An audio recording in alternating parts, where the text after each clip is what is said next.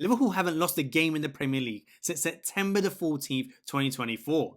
And after the away day masterclass at Man City, they may never lose again this season. Not only did they beat the reigning champions at the Etihad, this was a tactical statement from Liverpool and Arne Slot. This could redefine how teams play at the top of the Premier League in the coming seasons. In this episode, we'll break down 3 key elements from the game, including how Arne Slot built one of the most adaptable defensive units in Europe, why Man City, usually so dangerous, were completely neutralised in their attack, and how Liverpool's hybrid attacking system is taking them to their 20th Premier League title. Welcome to A Game of Two Halves, 6 months into this channel, and we finally hit 1,000 subscribers.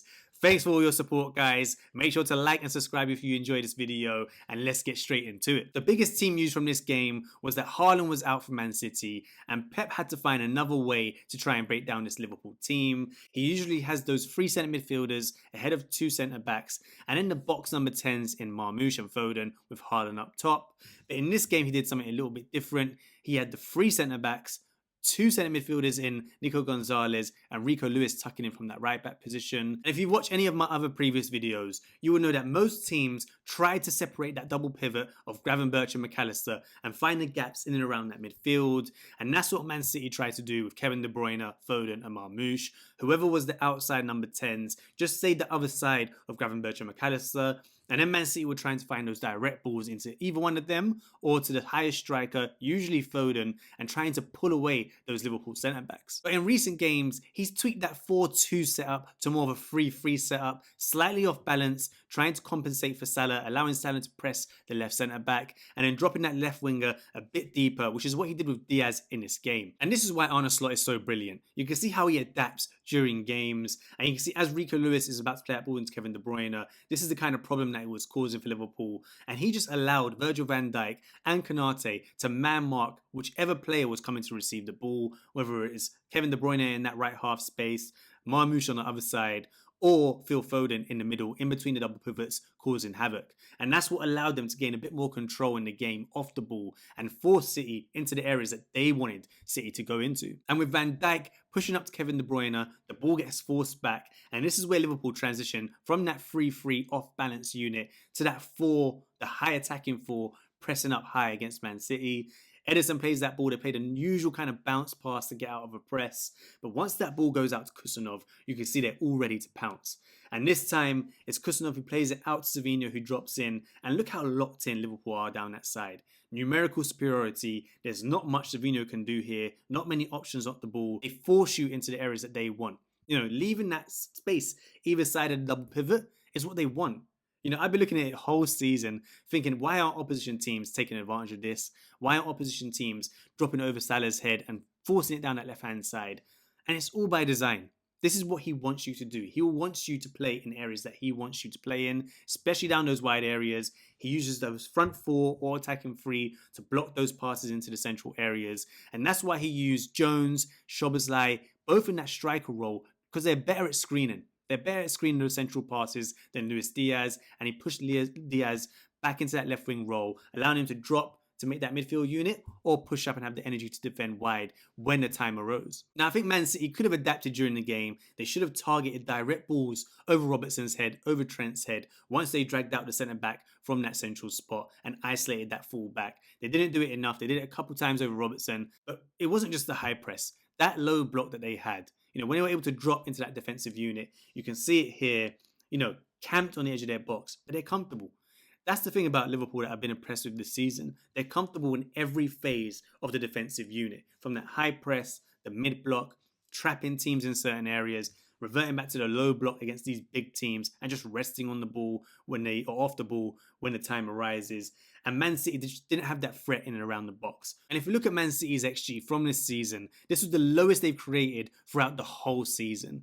And that's down to Liverpool's brilliance. You know, they still had enough attacking players to cause a threat to Liverpool, but it's also down to that Haaland absence. It would have been great to see him against Van Dijk and Konate making those runs in behind if they needed to go direct.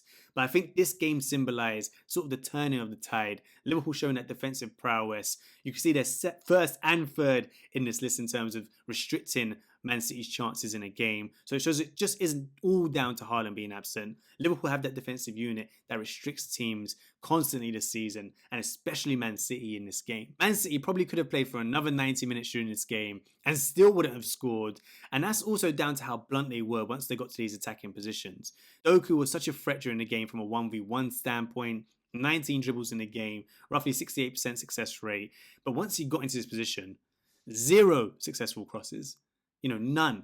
No successful crosses into the box. Didn't find his teammate once. And I don't think that was just purely down to his, crossing ability. I think his decision making let him down at times. The technical ability on the cross wasn't great at times. But I think it's also down to Liverpool. When they're in that low block, they cut out all the options. Gravenberch and McAllister both dropped into the box in between the centre-backs, picked out any sort of cutback opportunities that could have been available to Marmoush and Kevin De Bruyne. And it was just such a resolute performance from Liverpool during this game. Now make sure to like and subscribe if you're enjoying this content. And stay tuned, as now we're going to jump into how Liverpool have become one of the most complete attacking units in the Premier League. Now let's jump into the tactical analysis. And one of the biggest problems Man City had, like they had all season, is they don't like playing against transition teams. And they didn't know how high to press because they don't have the physicality to recover if that ball breaks through. Now Pep didn't want to abandon all his principles and just drop to a deep block, but they still had a high line of engagement without actually engaging. They left Liverpool's back line totally free. They didn't really press them initially in the game. They seemed a bit fearful of doing so. But when they did, you can see why. You can see Alisson already has the ball here, and the problem is already starting. They have this kind of front four unit. Savinho on that right side, Doku on the left side.